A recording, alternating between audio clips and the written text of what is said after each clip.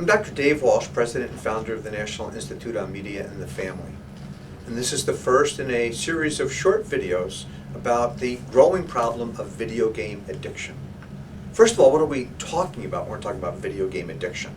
After all, it's not an official diagnosis. It's not officially recognized as a mental disorder. But I started to first hear about it from parents a number of years ago. Parents who would call seeking advice. You know, for many kids, video games are a fun and entertaining part of their media diet. But for some kids, they start to literally take over their lives and cause a lot of problems. And those were the calls that I started to get several years ago. So that's what got the whole issue of compulsive game playing, pathological game playing, video game addiction. It goes by a number of different names. That's when it came onto my radar screen.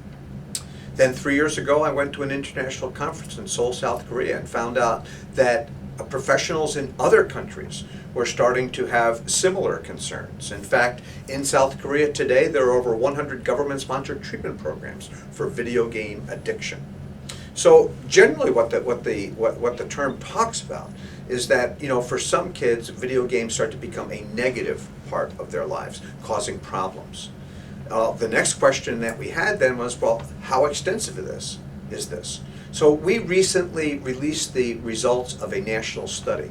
It was really the first snapshot of how extensive it is.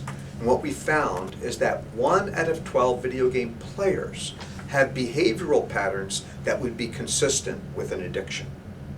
Now, in the next video, I'm going to address what are those patterns of behavior? What are the signs and symptoms that parents should be watching out for so that they can either A, prevent the problem from happening in the first place, or making some changes if the problem's already in motion.